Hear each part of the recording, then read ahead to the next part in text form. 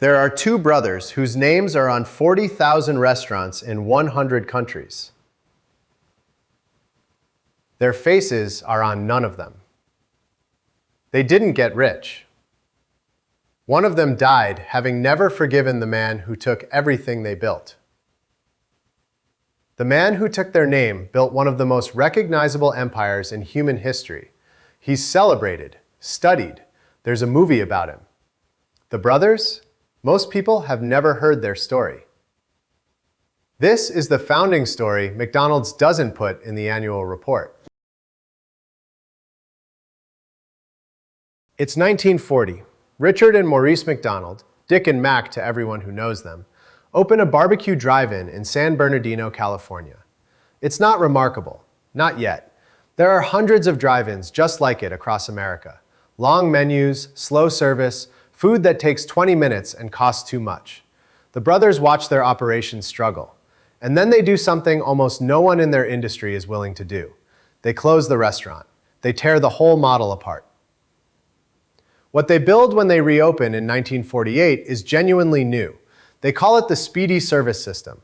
The menu drops from 25 items to 9. No car hops, no plates or silverware, everything in paper bags. A kitchen redesigned like an assembly line. Burgers for 15 cents, fries for 10. The line wraps around the building on opening night. Within a few years, Dick and Mac are making the equivalent of over $1 million a year.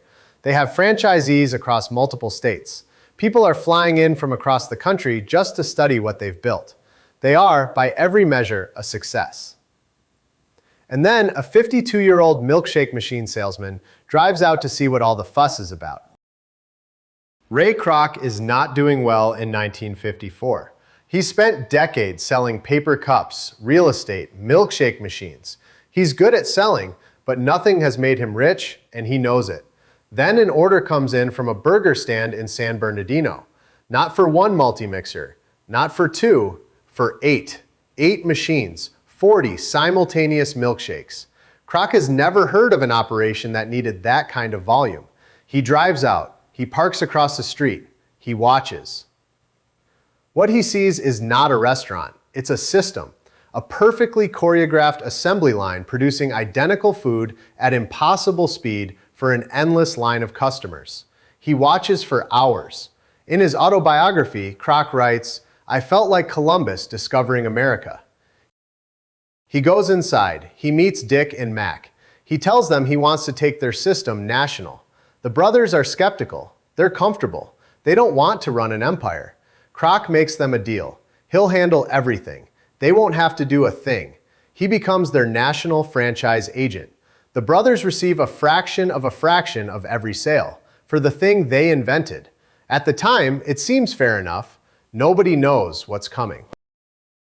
By the late 1950s, Kroc has opened over 100 McDonald's. He is working himself into the ground. He is also losing money.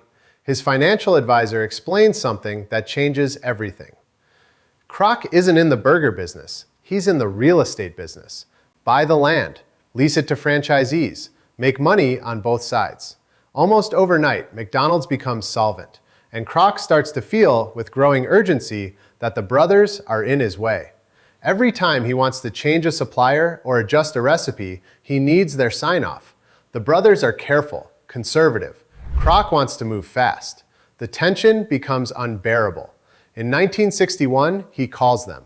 He wants to buy them out completely. All rights, the name, the system, everything. He offers $2.7 million. There's one thing the brothers ask for in return. A small thing, they think. A handshake agreement for 1% of all future McDonald's revenues forever. Not in writing, just a promise between men. Kroc agrees, and then he doesn't pay it. He later explains the lawyers told him a verbal agreement wasn't binding. He was under no legal obligation, and he chose not to honor it. In 1974, that 1% would have been worth over $100 million in a single year. There's a letter Kroc writes to his lawyer about the brothers opening a new restaurant after the buyout. He doesn't call it competition, he calls it personal. He writes that he intends to, and these are his words, hit them where it hurts, right in the pocketbook. Lower your voice. This is the climax. He opens a McDonald's directly across the street. Their restaurant closes within years. Mac McDonald dies in 1971. Dick lives to 98, watching from a distance as the name above the door becomes the most recognized commercial symbol on Earth. He gives one interview about Ray Kroc. He says, "Ray Kroc was a great promoter. He was not a great person."